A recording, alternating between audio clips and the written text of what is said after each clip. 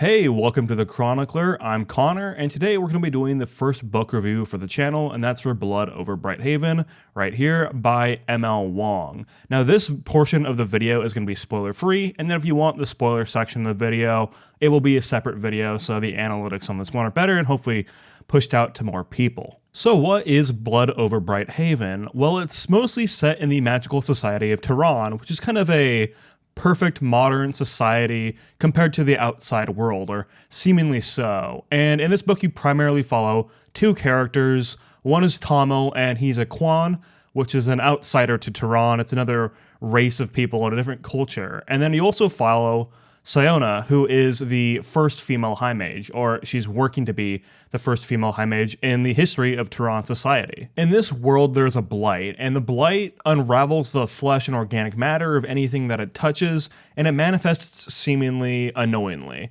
Tehran itself is surrounded by this giant magical barrier that keeps the city safe from this blight.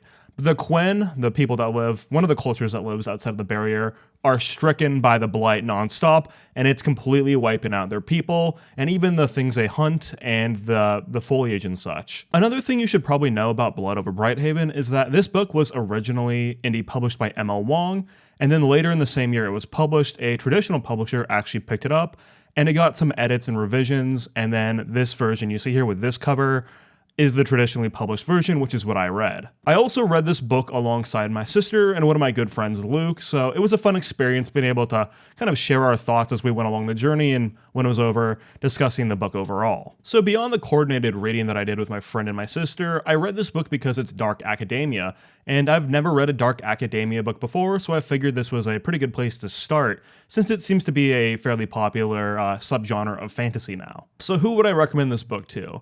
I'd really recommend it to people that enjoy hard magic systems. So if you like Mistborn, I think there's a pretty good chance that you're going to like this book too. If you're familiar with Mistborn, you know at the start of each chapter, there's kind of a piece of history, maybe just an event that happened or some historical document, and you start learning and unraveling some of the secrets and stuff behind the curtain. And that is the same way here, where at the start of each chapter, you get a piece of text that's usually from some scripture from the religion here in Tehran. I also recommend this book to people that have programmed in their life or kind of understand the logic behind programming, because the magic in this world is all the technology basically works around the magic. So it's very industrial, and you kind of learn a bit more about the magic system as we go through this journey, and it's very conditional, kind of like if-then statements in programming.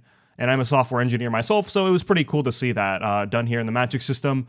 And I think in her, when she's giving thanks to, who helped her write this book, she was thanking her dad because he kind of helped her with some of that more computer science aspects of this book. So what are the main themes in Blood Over Brighthaven? Well, colonialism is a really big one here, and so is sexism.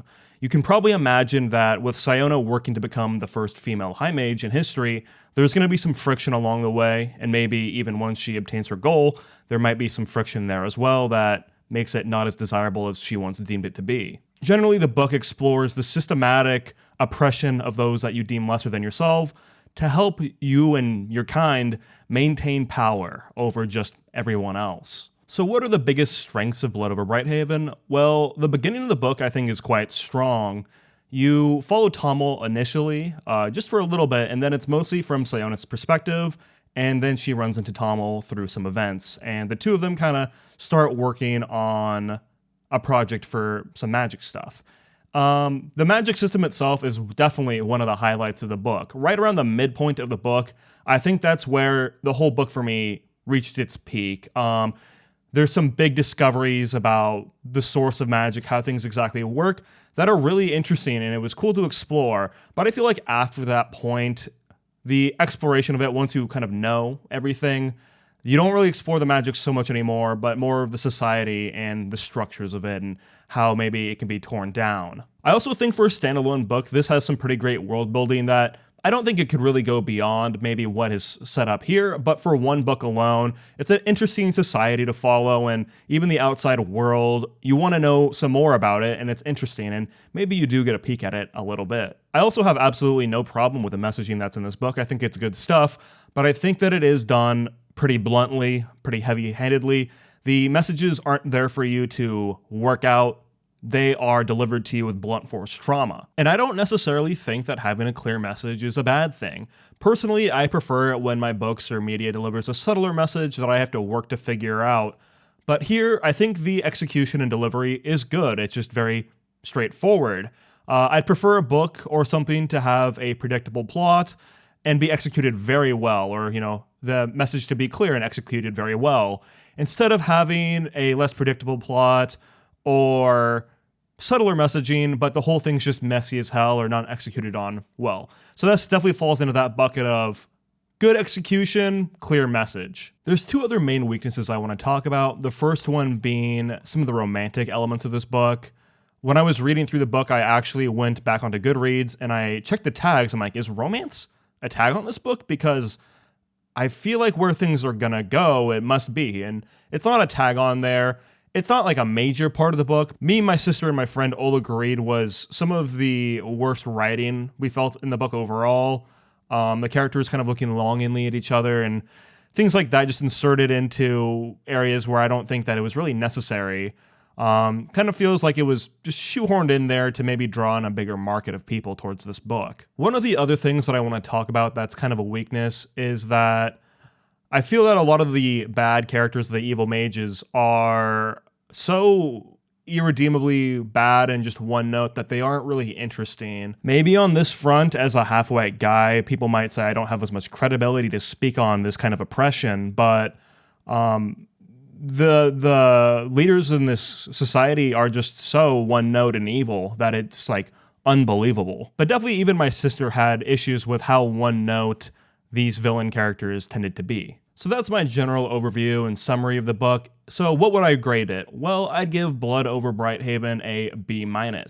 I really want to push this book higher, and I think the first half, me, my sister, and my friend all agreed that the first half and the middle section are all stronger than the back half of this book. The ending is pretty good, actually, too, but there was kind of that between the middle and the end that wasn't really as strong in my mind. I want to make this higher. The Sword of Kaigen, also written by Wang, does have some similar messaging and themes in it, but I think it's handled better in that book than Blood Over Brighthaven. And that's going to wrap it up here for the non-spoiler section of the book. If you want more, you can hop over to the spoiler video. Hopefully you've read the book already. Other than that, maybe subscribe and leave some comments below about how you feel about this book and why you might want to read it or not. Thanks for watching.